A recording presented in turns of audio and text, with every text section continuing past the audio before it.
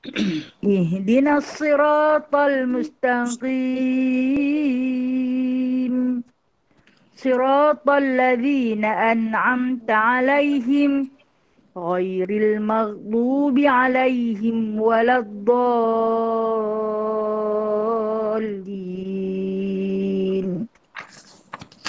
آمين. Baik, kita makan vitamin kita dulu nah. Kita makan vitamin, kita suntik vaksin. Alhamdulillah. Kita baca surah Kahf. Nah, ayat 1 hingga 10. A'udzu billahi minasy syaithanir rajim. Bismillahirrahmanirrahim. Alhamdulillahilladzi anzala ala 'abdihil kitaba wa lam yaj'al lahu 'iwaja. قيما لينذر بأسا شديدا من لدنه ويبشر المؤمنين الذين يعملون الصالحات أن لهم أجرا حسنا ماكثين فيه أبدا وينذر الذين قالوا اتخذ الله ولدا ما لهم به من علم ولا لآبائهم كبرت كلمة تخرج من أفواههم إن يقولون إلا كذبا فلعلك باخع نفسك على آثارهم إن لم يؤمنوا بهذا الحديث أسفا إنا جعلنا ما على الأرض زينة لها لنبلوهم أيهم أحسن عملا وإنا لجاعلون ما عليها صعيدا جرزا أم حسبت أن أصحاب الكهف والرقيم كانوا من آياتنا عجبا إذ أوى الفتية إلى الكهف فقالوا ربنا آتنا من لدنك رحمة وهيئ لنا من أمرنا رشدا. Sadaqallahul azim. Pagi pagi ini kita selawat Anwar. Allahumma salli wa sallim ala nuril anwar wa sirril asrar wa tiryaqil aghyar ومفتاح باب اليسار سيدنا ومولانا محمد المختار وآله الأطهار وأصحابه الأخيار عدد نعم الله وإفضاله اللهم صل وسلم على نور الأنوار وسر الأسرار وترياق الأغيار ومفتاح باب اليسار سيدنا ومولانا محمد المختار وآله الأطهار وأصحابه الأخيار عدد نعم الله وإفضاله Allahumma salli wa sallim ala نور الأنوار وسر الأسرار والترياق الأغيار ومفتاح باب اليسار سيدنا ومولانا محمد المختار وآله الأطهار وأصحابه الأخيار عدد نعم الله وإفضاله. بسم الله الرحمن الرحيم. رب اشرح لي صدري ويسر لي أمري واحلل عقدة من لساني يفقه قولي. اللهم صل على سيدنا محمد وعلى آل سيدنا محمد كما صليت على سيدنا إبراهيم وعلى آل سيدنا إبراهيم وبارك على سيدنا محمد وعلى آل سيدنا محمد كما باركت على سيدنا إبراهيم وعلى آل سيدنا إبراهيم في العالمين إنك حميد مجيد. اللهم زدنا علما نافعا ورزقا طيبا وعملا مقبولا وتوبة نصوحا وتجارة لن تبور. سبحان الله والحمد لله ولا إله إلا الله والله أكبر. الحمد لله. Alhamdulillahi Rabbil Alamin. Itu lafaz tertinggi kita rafakkan, kita tinggikan, kita khaskan kepada Allah Subhanahu wa Ta'ala atas segala nikmat yang telah pun Allah pinjamkan kepada kita. Daripada awal-awal kejadian kita di dalam rahim ibu kita hingga sampai ke saat ini, Allah tak pernah lupakan kita. Walaupun sesaat, dia tak pernah biar nasib kita, kita tentukan sendiri. Walaupun sesaat, sentiasa di bawah bimbingan dan pemerhatian Allah Ta'ala. Terima kasih ya Allah. Lafaz yang tertinggi kami rafakkan kepadamu, yakni Alhamdulillah. Juga selawat dan salam ke atas junjungan besar yang telah pun kita alunkan. Di antaranya selawat Anwar. Nah, selawat penawar bagi segala luka. Andai ada kedukaan dalam diri kita, tak nampak jalan nak keluar, bacalah banyak-banyak selawat Anwar. Kalau kita ditimpa musibah yang tak nampak jalan penyelesaian, bacalah selawat Anwar. Dan seandainya kita kesedihan, kita dalam kesedihan, dalam kebingungan, bertepatan dengan perkataan dalam tu yang mana disebut watiriyaqil aghyar, yang menjadi penawar bagi duka dan lara, penawar duka lara. Perbanyakkanlah baca selawat Anwar, insya-Allah. Yang mana kita ikuti tadi dengan selawat Ibrahimiyah, selawat yang terbaik yang pernah Rasulullah sallallahu alaihi wasallam ajar kepada Jabir bin Abdullah. Ketika mana Jabir bin Abdullah bertanya kepada Nabi sallallahu alaihi wasallam, selawat apakah yang terbaik yang boleh aku baca, jadikan amalan? Maka Nabi kata selawat Ibrahimiyah yang kita bacakan tadi. Namun ada satu sabdaan baginda sallallahu alaihi wasallam dengan berbunyi, man nasiya salata alaina faqad dhalla tariqa ila jannah. Kata Nabi sallallahu alaihi wasallam, barang siapa yang terlupa berselawat kepada aku dalam masa satu hari, maka sesungguhnya dia telah terlupa jalan untuk ke syurga. Kalau kita lupa selawat kat dia sehari, dalam sehari tu tak selawat langsung, bermakna hari tu kita lupa jalan untuk ke syurga. Jadi jadikanlah selawat itu adalah di antara zikir harian, di samping kita membesarkan, mentakzimkan, mengagungkan Allah Subhanahu wa Ta'ala, kita juga menjadi pengikut yang setia, membai'ah, mendaulatkan baginda sallallahu alaihi wasallam sebagai pesuruh Allah. Kita seimbangkan, kita mengagungkan Allah, kita memuliakan Rasulullah. Jadi agar kita tidak lupa jalan untuk ke syurga. InsyaAllah hari ini menyahut seruan baginda sallallahu alaihi wasallam di atas satu perintah untuk terus menyintai baginda, sebab kata Nabi sallallahu alaihi wasallam, orang yang akan ke syurga ini dia akan duduk dalam syurga bersama dengan orang yang dia kasihi. demi meraih, menagih cinta baginda sallallahu alaihi wasallam, kita belajar Syama'il Muhammadiyah.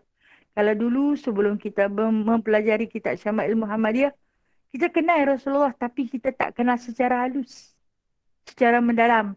Sekadar Muhammad bin Abdullah. Tok Wan dia Abdul Muttalib. Pak menakan dia Abu Talib. Ibu dia Aminah. Kita tak tahu salah silah perjalanan Rasulullah. Cara Rasulullah duduk. Cara Rasulullah berpakaian.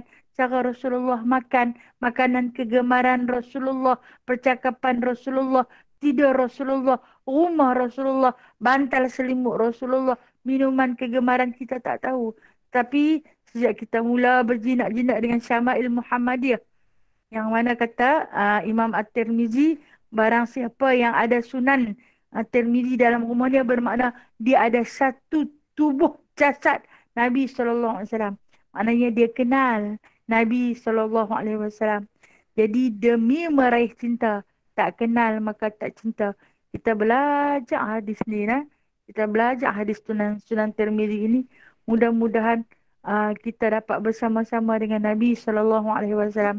Seperti mana yang selalu saya sebut, kalau tak dapat duduk dekat, pandang dari jauh pun jadilah. Nah, kalau tak dapat duduk dekat-dekat, menatap dari jauh pun jadilah ya Rasulullah. Mungkin tak layak, siapalah kita kalau nak dibandingkan dengan Ashabul Akhyar, kalau nak dibandingkan dengan Alihil Athhar, siapalah kita kan? Sahabat-sahabat Nabi yang dipilih, ahli keluarga yang terpilih, yang disayangi. Kita ni bukan siapa-siapa. Memadailah memandang baginda dari jauh, yang mana disebutkan apabila di padang mahsyar kita dalam keadaan azab yang teramat sangat di padang mahsyar, berenang dalam lautan dosa, dahaga yang teramat sangat, mencari-cari di sana Nabi SAW. Mungkin tak dapat hampir, dapat pandang dari jauh, hilang rasa dahaga, ringan rasa azab. Mudah-mudahan kita dijemput untuk bersama-sama dengan baginda. Duduk sekali dalam satu majlis. InsyaAllah tak mustahil. Benda ni tak mustahil. Mana kita juga meraihkan di antara hadis-hadis Sunan Tirmizi ini. Yakni hari ini insyaAllah kita akan masuk sambungan hadis kita, iaitu pada hadis kalaulah kitab saya ni muka surat 117. 117. Apa yang guna kitab ni? Muka surat 117. Kita akan baca hadis yang ke 350. Okey. Baik, kita baca dulu Bismillahirrahmanirrahim.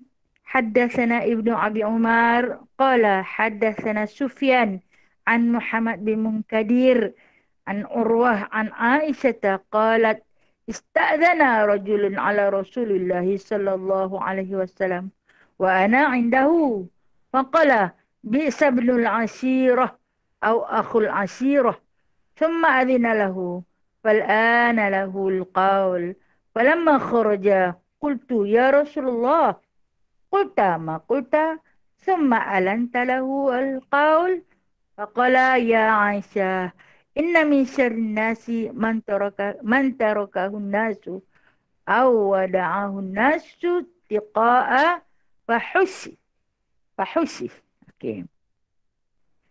Bukan fahsyih, fuhsyih. Aisyah radhiyallahu anha menyatakan, satu ketika aku bersama-sama dengan Rasulullah sallallahu alaihi wasallam. Seseorang telah datang dan meminta izin untuk menemui baginda. Orang itu berkata kepada Nabi sallallahu alaihi wasallam, engkau adalah anak saudara atau saudara yang paling buruk dalam kaumnya. Kemudian baginda memperlakukannya dengan lemah lembut,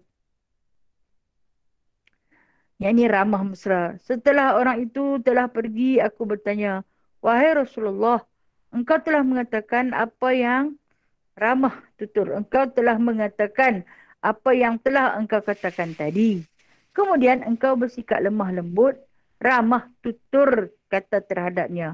Baginda menjawab, wahai Aisyah, sesungguhnya seburuk-buruk manusia adalah yang ditinggalkan oleh orang kerana mereka takut terhadap ucapan kejiannya. Okey, hadis ni ya. Kalau kita baca seorang-seorang kita tak faham, nah. Kita tak faham apakah yang dimaksudkan melalui hadis ni. Kita masih lagi di dalam bab pergaulan Nabi SAW bersama dengan sahabat-sahabat dan juga musuh-musuhnya. Macam mana akhlak Nabi dengan akhlak pergaulan baginda SAW dengan manusia. Yang mana kadang-kadang Nabi didatangi oleh sahabat yang tercinta dan kadang-kadang Nabi juga dikunjungi oleh musuh. Dikunjungi oleh musuh. Dan hadis yang kita baca ni, Nabi dikunjungi oleh musuh. Yang mana kata Aisyah radhiyallahu anha, ista'zana rajulun ala Rasulullah sallallahu alaihi wasallam. Satu hari telah minta izin kepada Nabi oleh seorang laki-laki untuk masuk. Nak jumpa, nak sembang dengan Nabi sallallahu alaihi wasallam. Kata Aisyah, wa ana indahu. Aku ada dengan Nabi waktu tu. Orang tu baru ketuk. Orang baru ketuk. Mungkin dia bagi salam.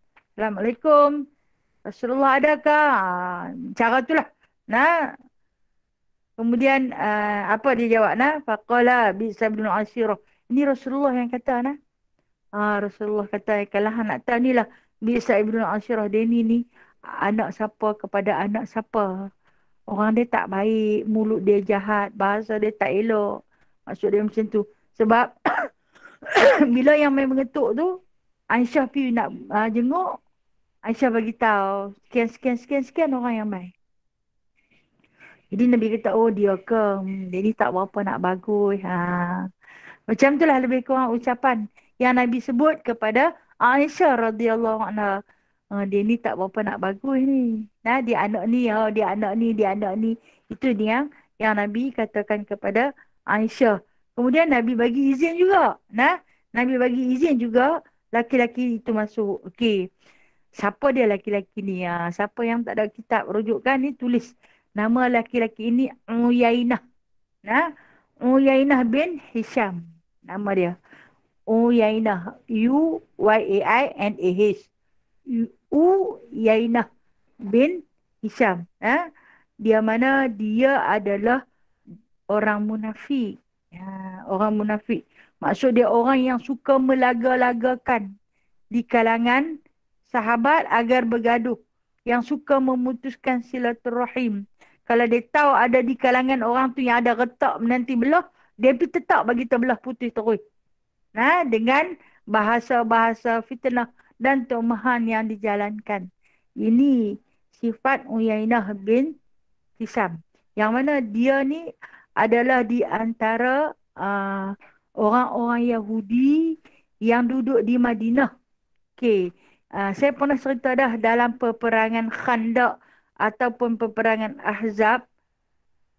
Rasulullah sallallahu alaihi wasallam pernah meminta bantuan kepada Yahudi Bani Quraidah, Yahudi Bani Mustalik, Yahudi Bani Qainuqa. Rasulullah pernah meminta bantuan, tapi mereka tak mahu tolong. Salah satunya di antara sebab hasutan daripada Abdullah bin Ubay dan Uyainah bin Hisham ni lah. Tak usah tolong.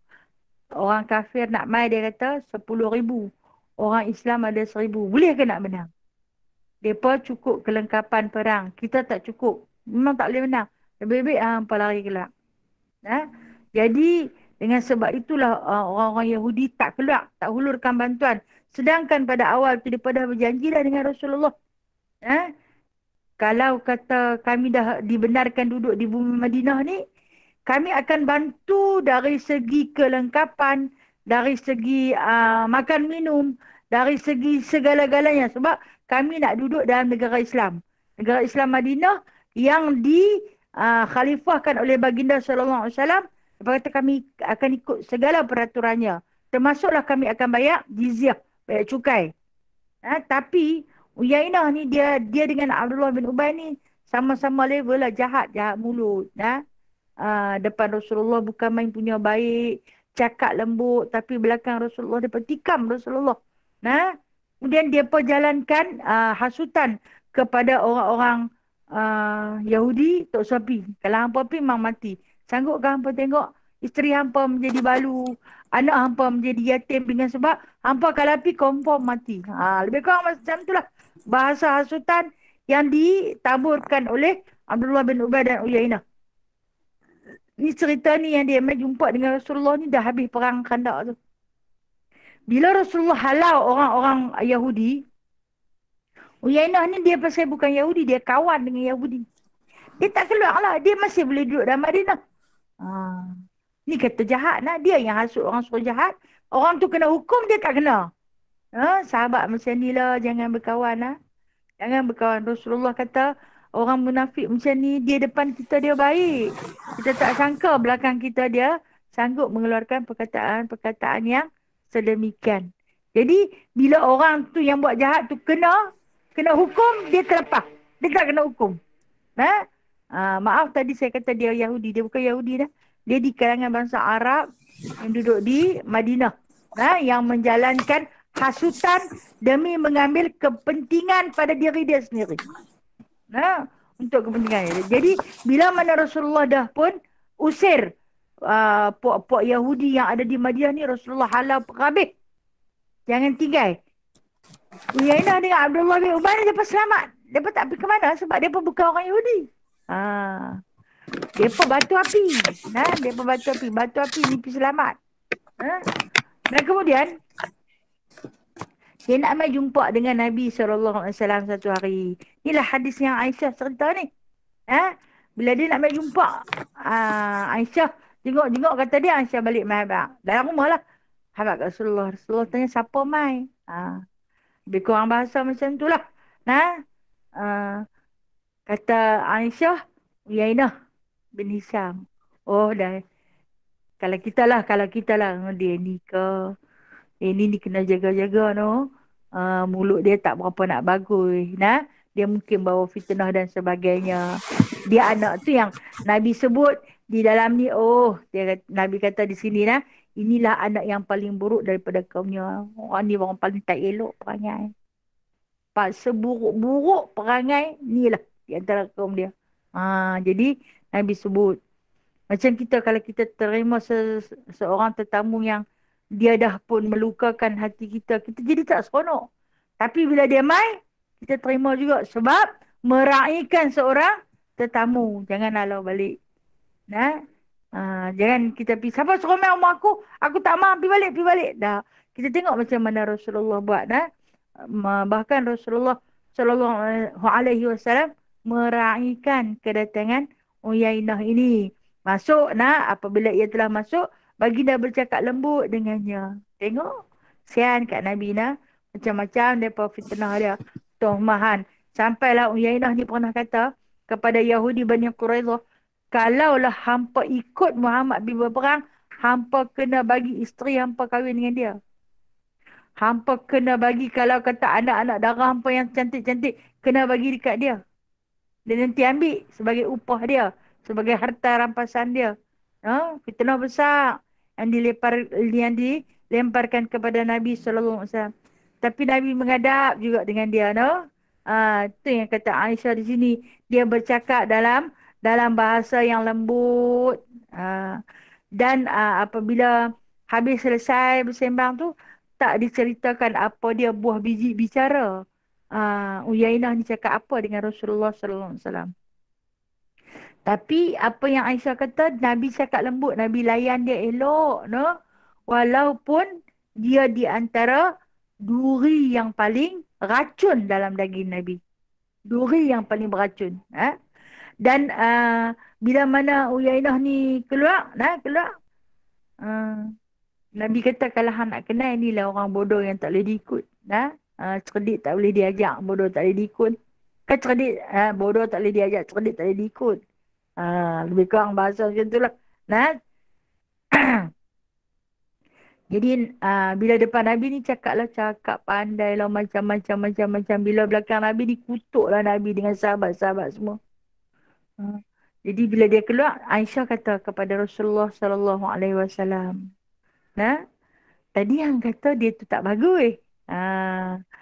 Tadi hang kata dia ni perangai tak elok macam ni. Tapi kenapa hang cakap baik juga dengan dia? Lebih kurang macam tu lah Maksud hadis ni, pasal apa nak cakap baik-baik juga dengan dia? Pasal apa cakap lembut? Nah, Nabi bercakap lembut dengan dia. Maka apa kata Nabi SAW?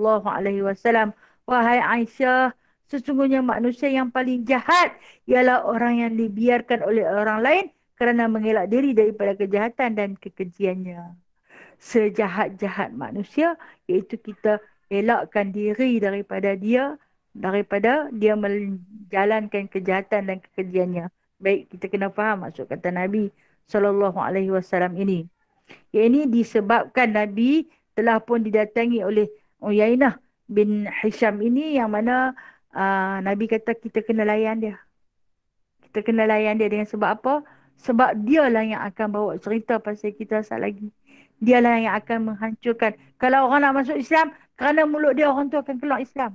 Kalau kita layan dia cara tak elok. Ha. Tu layan juga dia elok-elok. Sebab apa? Kerana mungkin kalau Nabi bercakap kasar dengan dia, dia akan kutip bahasa kasar Nabi tu, dia bercerita ke orang. Hak baik dia tak cerita. Dia cerita yang buruk saja. Inilah manusia yang Nabi marah sangat-sangat. So, Nabi kata seburuk-buruk manusia yang sikap macam ni lah. Hak yang kita sembang dengan dia, yang cakap benda elok-elok, dia tak kutip ambil. Dia ambil perkataan hak tak elok, yang tu yang dia nak pergi jaja. Nah, ni yang Nabi kata kita kena sembang dengan dia elok-elok walaupun dia tak bagus.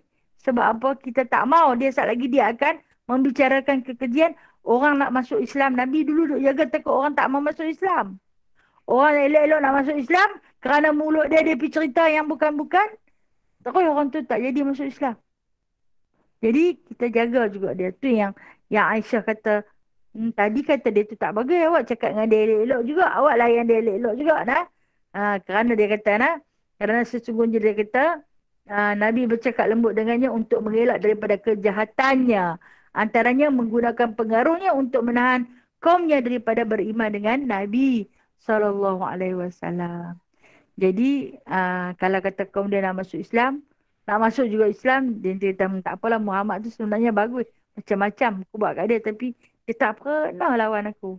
Dia tak pernah balas kejahatan aku dengan kejahatan. Ini di antara akhlak baginda SAW. Akhlak yang cukup terpuji, yang begitu indah. Walaupun baginda disakiti berkali-kali. Nabi tak pernah berdendam untuk membalas kesakitan tu. Bahkan baginda berlembut dengannya. Pandai ambil hati. Yang kita tengok Nabi dengan sahabat. Satu hari Nabi dengan para sahabat duduk bersama-sama dengan para sahabat. Kemudian masing-masing bertanya, kita ada apa nak makan hari ni? Tak ada, kata Abu Bakar, aku pun tak ada apa-apa. Kata Saidina Umar, aku lagi tak ada apa. Kata Saidina Ali, kalau Rasulullah tak ada, bermakna aku pun tiada. Jadi tak ada apa-apa. Duduklah dengan ahli-ahli sufah. Ahli sufah ni daripada 40 orang lah. Di dalam duduk majlis dengan Rasulullah, tiba-tiba datang seorang sahabat. Saidina Abi Talhah, datangnya Saidina Abi Talhah membawa satu karung susu. Susu kambing. Kambing dia menghasilkan susu. Pagi tu pagi Jumaat. Pagi Jumaat.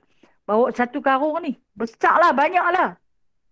Kemudian bila main ni, adalah cawan tak banyak. Macam kita lah ni ada cawan pakai buang kan. Mungkin boleh pegang seorang satu cawan, tak banyak. Kemudian seronok lah bila tengok kan tadi tengah sembang-sembang, tak ada apa nak makan, tak ada apa nak minum. Tiba-tiba Allah hantar mai seorang sahabat yang dermawan bawa mai susu. Nak pergi jamu Rasulullah dengan para sahabat yang duduk ada di masjid. Jadi bila Abi Talha ni bagi, Nabi pun ambil. Dia bawa lah bekal cawan tak banyak. Cawan dia pun. Kalau nak dihitungkan dengan bilangan sahabat, mungkin dalam 60 orang yang ada waktu tu. Cawan adalah 2-3 biji cawan. Jadi Nabi SAW pun berkata kepada Sayyidina Abu Hurairah, ya Abu Hurairah, ajak sahabat-sahabat tolong hidangkan kepada kawan-kawan lain. Nabi tu punya lapang lah dari kemarin, tak jumpa makanan apa. Susu tu memang diberikan kepada baginda SAW. Jadi sahabat-sahabat yang punya kasih sayang kat Rasulullah ni, semua pakat berebut-rebut nak tuang bagi Rasulullah minum dulu. Rasulullah ni dia berebut-rebut nak bagi dekat kawan-kawan dia minum dulu. Dia tak utamakan diri dia, walhal baginda punya lapang lah. No? Tapi dia utamakan sahabat-sahabat dia terlebih dahulu. Dia kata kepada Abu Hurairah dan sahabat-sahabat yang tukang duk tuang, bagi minum, bagi minum, bagi minum. Sampai dah habis semua minum. Dia kata semua minum dah. Lega. Seronok lah dia tengok bila sahabat-sahabat yang kelaparan dapat minum. Yang Nabi kata susu ni dia boleh menjadi makanan yang mengenyangkan. Apabila kamu berniat dia sebagai makanan. Sungguhlah no, susu tu dia adalah sebahagian daripada makanan, bukan sekadar minuman. Ha? Last sekali, kata Abu Hurairah, ada lagi satu cawan. Apa Nabi buat? Nabi kata, ya Abu Hurairah, cawan manakah yang paling banyak sekali diguna pakai berulang-ulang kali? Ah, Lepas tu Abu Hurairah ambil ini, cawan ni paling ramai sekali minum. Nabi ambil cawan yang paling ramai sekali minum. Kalau kita tak mau lah ramai sangat semua duk kongsi mulut, duk kongsi share satu cawan tu share tu. Kita nanti tak mau kan. Tapi kita tengok akhlak Rasulullah sallallahu alaihi wasallam. Dia tanya cawan manakah yang paling banyak sekali digunakan oleh ramai sahabat-sahabat. Maka cawan itulah yang digunakan oleh baginda sallallahu alaihi wasallam. Aku mahu air liurku bercampur dengan mereka, bekas bibir mereka bercampur dengan bekas bibir aku. Allah. Baiknya Rasulullah ni no. Sebab itulah sahabat ni sanggup menggadai nyawa untuk menyelamatkan baginda sallallahu alaihi wasallam. Insya-Allah, insya-Allah begitu indah dan mulia peribadinya. Maka adalah bersisa sikit dalam tu. Maka kata Saidina Abu Hurairah, mahukah hak yang baki susu ni hantar pergi kat keluarga? Tak payah kata Nabi. Kalau kita nak bawa balik no. Allah. Awaklah kita ni perangai tak boleh jadi macam tu. Nabi kata tak payah pergi cari orang-orang yang ada di sekeliling kita ni yang masih tak dapat minum. Walhal susu tu dia bagi kat Rasulullah. Rasulullah berhak bawa balik simpan makan dengan ahli keluarga. Tapi dah, nah dia perhabis juga di situ. Dia kata untuk ahli keluarga aku Allah nanti bagi lain dekat depa. Tawakal baginda sallallahu alaihi wasallam yang begitu tinggi menyebabkan para sahabat senang bergaul dengan baginda sallallahu alaihi wasallam. Ni hebatnya Nabi. Masya-Allah. Laukana bainana. Kalaulah kita boleh duduk dengan dia no. Macam kita tengok dalam satu artikel tu dihantarkan kan satu rencana yang digambarkan seorang laki-laki bertanya, kalaulah Rasulullah ada di depan kamu sekarang ni, kamu nak kata apa dekat dia? Okey, saya nak tanya kepada ukhuwah semua. Kalaulah Rasulullah ada dekat kita sekarang, duduk di depan kita, kita nak kata apa dekat dia? Cuba bayangkan, dia ada di depan kita, kita nak kata apa dekat dia? Allah. Kata seorang perempuan cerita, aku akan adukan rasa susah aku, rasa sedih aku, rasa kepiluan aku pada dia. Aku akan bagi tahu dia, orang buat lagu ni dekat aku, orang buat lagu ni dekat aku. Kerana sepanjang hayat Rasulullah, segala masalah boleh selesai. Kalau tanya pada saya, kalaulah Rasulullah ada di depan saya hari ini, apa saya nak kata? Saya akan kata pada dia, layakkah saya menjadi umat dia? Allah, ya Allah. InsyaAllah, insyaAllah. Nah, insyaAllah. Okey, kita tengok hadis, sambungan hadis yang panjang hadis ni sikit nah. Tak apa. Kita baca hadis dia dapat pahala no. Dapat pahala walaupun tak setinggi pahala baca Al-Quran, namun di antara yang terbaik yang boleh kita meraih pahala daripada Allah. Hadis yang ke-351.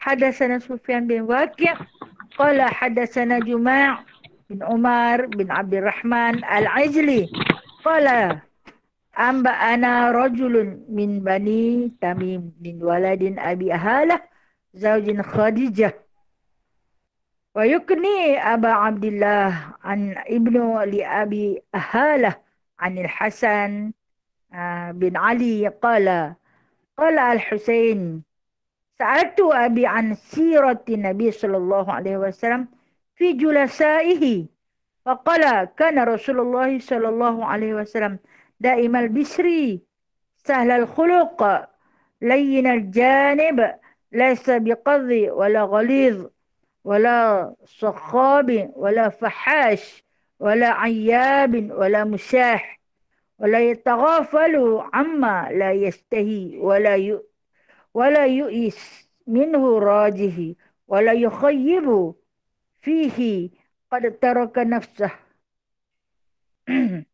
من ثلاث المراء والإكسار وما لا يعنيه وترك الناس من ثلاث كان لا يذم أحدا ولا يعيبه ولا يطلب عورته ولا يتكلم إلا فيما رجا ثوابه وإذا تكلم أطرق جلساؤه كأنما على رؤوسهم الطير فإذا سكت تكلموا لا يتنازعون عنده الحديث ومن تكلم عنده أنصتوا له حتى يفرع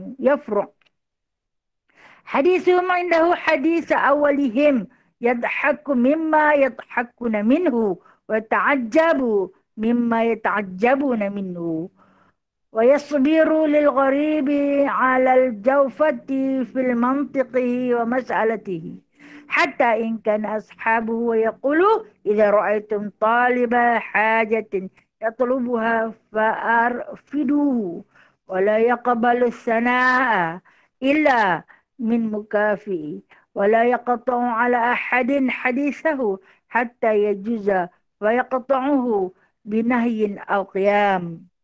Panjang hadis ni nah. Alhamdulillah. Hasan bin Ali radhiyallahu anhu menyatakan, siapa Hasan ni?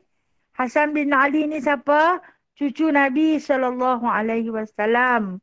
Bahawa dia bertanya kepada ayahnya, ditanya kepada Sayyidina Ali. Ni hadis ini hadis selepas kewafatan Nabi sallallahu alaihi wasallam, nah. Apa yang ditanya kepada ayah dia tentang sikap Rasulullah sallallahu alaihi wasallam terhadap sahabat-sahabat baginda panggil Rasulullah dengan kawan-kawan.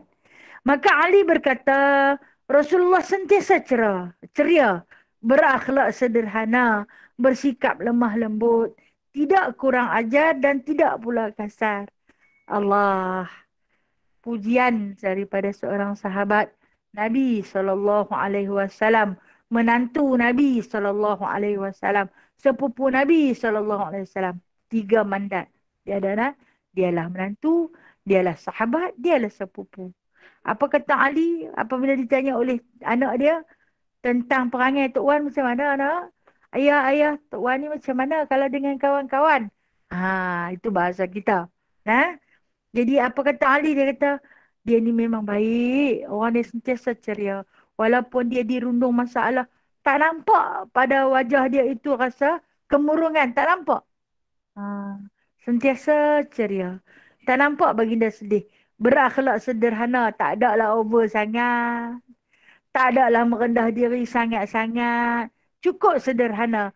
Senang digauli oleh rakan taulan dan juga musuh. Suka berkawan dengan dia, nah. Bersikap lemah lembut, tak kasar, nah. Jumpa orang, dah lah panggil orang tu dengan gelaran yang tak baik. Lepas tu, sambil sembang, sambil tampak tolak kepala, nah. Bahasa yang kasar dan sebagainya. Itu adalah bukan sikap Nabi. Baginda tidak suka bergaduh, tidak berlebihan dalam ucapan. Tak ada cakap banyak, tak suka bergaduh. Tidak pernah bercakap keji, tak suka cakap merapu. Tidak suka mencela serta tidak kedekut. Dia dulu-dulu seorang pemberi yang begitu laju. Bahkan laju lebih daripada angin yang menderu. Punya cepat. Kalau apa-apa dia dulu-dulu. Allah. Cemburunya, ya Allah. Cemburu sangat-sangat, ya Allah. Tak boleh jadi semua, jadi sikit pun jadilah. Kita ingat kita nak jadi seperti Rasulullah. Tak boleh semua. Sikit pun jadilah. Dan dia kata, jika menginginkan sesuatu, baginda akan mudah melupakannya dan tidak pernah membuat orang lain putus asa atau terbeban untuk memperolehinya. Kadang dia teringin satu-satu benda. Nah, tapi dia cepat lupa. Tak apalah. Ada, tak apa, tak ada, tak apa. Macam kita lah, aku lama dah teringin. Hang cari sangat. Kau aku nak makan dah benda ni. Dah teringin, dah terasa sangat-sangat dia rengkung. Terasa sangat di hujung lidah. Sampai orang jadi susah. Tambah yang yang jenis mengidam tu nak. Mengidam nak makan. Nak makan buah delima bukan musim dia. Jenuh cari si suami. Sampai nak gila babi punya cari. Ha? Nabi ni dia jika dia berkeinginan. Dia tak membebankan orang lain. Tak apa. Ada makan. Ha? Di antara kegemaran Nabi kita tahu sayur labu kan. Labu ni dia ada musim tu. Main tak ada musim ni dia terkenang-kenang kepada labu. Tapi dia tak kata.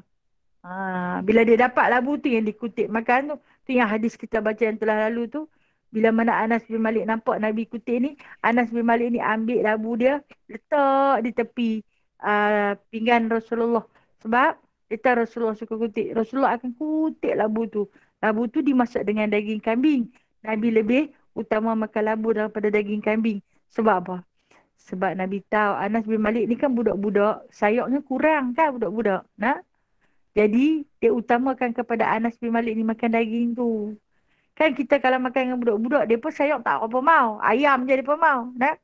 Jadi, macam tu lah Rasulullah melayan hamba dia tu. Nah? Anas bin Malik ni hamba dia.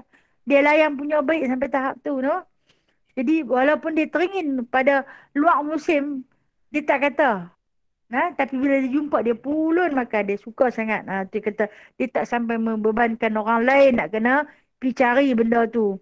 Baginda menjaga diri dari 3 perkara. Apa dia yang dia jaga dia? Berdebat. Berdebat ni maksudnya bertengkar. Tak usahlah duduk bertengkar benda tu. Benda kecil kot. Nah, kemudian menyombong diri, jangan belagak. Kita orang Melayu panggil belagak. Oh, dia tu belagak. Nah, kalau kata apa yang ada pada dia tu semuanya bagus-bagus belaka. Hak yang kita ni semua leke-leke. Pandang kita pun atas bawah. Nah, ada kan orang yang bila kita disembang kita, dia pandang atas bawah, atas bawah, atas bawah. Nah, saya ingat waktu saya pernah dijemput untuk satu majlis ceramah dah. Hmm, dalam majlis tu ada seorang lagi uh, asatiza yang hebat lah nak. Hebat lah juga dijemput. Jadi awal-awal bila dia tengok saya, dia tanya, belajar mana? Dia tanya saya. Sambil dia pandang saya atas bawah, atas bawah. Saya kata saya tak pergi luar negara, saya belajar dalam negara saja. Oh, tak pergi mana? Tak pergi ke mana. Sat lagi ni nak baca macam mana biodata ustazah. Bagi tahu yang benar. Saya hanya lulusan pondok saja. Dia kata. Tarik kata-kata dia tu. Lepas tu pandang kita. No? Terasa. Kita terasa. Macam mana pandangan orang pada kita. Tapi Alhamdulillah. No? Alhamdulillah bukan itu yang kita cari. Nah? Tak minta dimuliakan. Tapi jangan sombong diri. Nah? Dan apalagi baginda tidak melakukan perbuatan yang tidak bermanfaat terhadap orang lain. Baginda pantang melakukan 3 hal. Okey. Dia tak pernah buat benda yang tak bermanfaat. Benda hak lara. Nah, tak pernah. Kita benda lara banyak. Kadang-kadang melengum telefon saja sampai sejam 2 jam. Lara lah tu tak ada apa. Buka TikTok. Nah, tu lara tu. Tu kerja kita. Ha? Terhadap orang lain. Macam mana pula perangai Rasulullah dengan orang lain?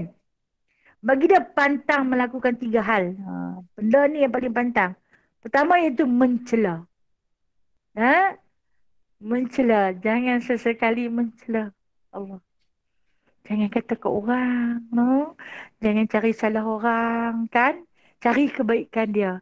Dalam keburukan dia tu ada kebaikan. Sebut kebaikan dia. Ha? Ha. Kemudian mengejek dan mencari-cari kesalahan. Benda Nabi tak pernah buat. Baginda tidak berkata-kata kecuali yang mendatangkan pahala. Cakap yang baik-baik. Benda apa yang mendatangkan pahala ni? Benda apa yang mendatangkan pahala? Sesuatu yang nasihat. Sama ada nasihat itu berbentuk duniawi ataupun nasihat itu berbentuk ukhrawi. Maka itu adalah pahala. Itu adalah pahalanya. Okey. Sa'nah, Sa'nah.